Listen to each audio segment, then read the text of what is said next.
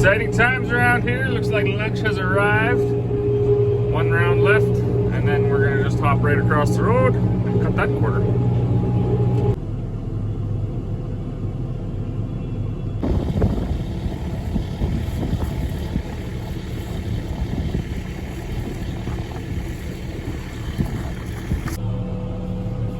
Well, there's always a first. So this field is right by the highway, and as you can see, there's a critter down there that I guess I would assume he got hit on the highway or something.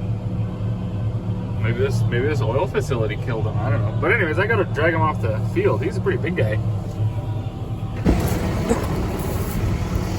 It's super unfortunate too, because once you get going with the swather, you don't actually want to stop, because that's when you make these big pile-ups. But obviously we can't go careening through this guy. Got yourself a job on. Not a bad sized critter, actually.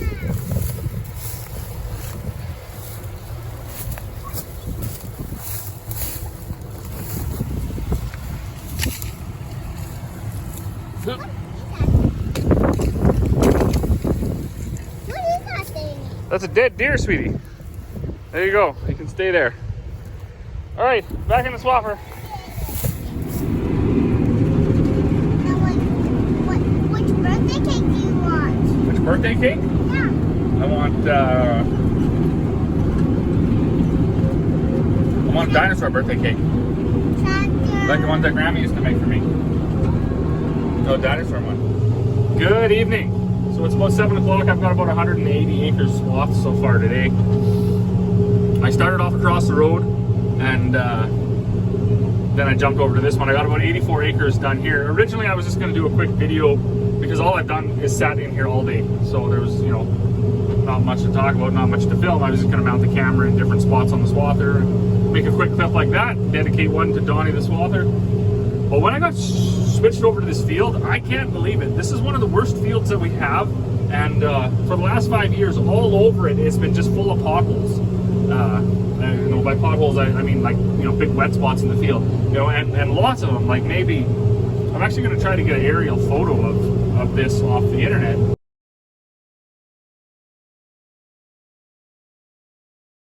Because if the crop isn't on it, you can see. And there was like 9 or 10, and they were quite big. This field was a nightmare for 5 years. We were always driving around wet spots in the spring and the fall. Last year it was barley, and it was just solid wild oats. So in the fall, we took the crop off, we disced the stubble, sprayed Avidex on half of this field and Treflon on the other half, just because we wanted to test the two products out. That's the wild oat chemical you apply in the fall, and then it gets the wild oats the next year.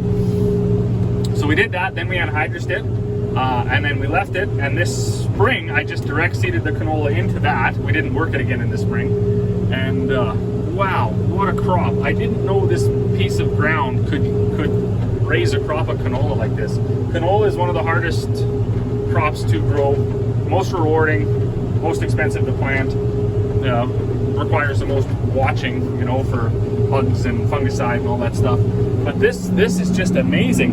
The wild oats are virtually gone. There is the odd one popping up out there, and but from one end to the other, this crop is even. I think this is probably going to be the best crop that we have this year.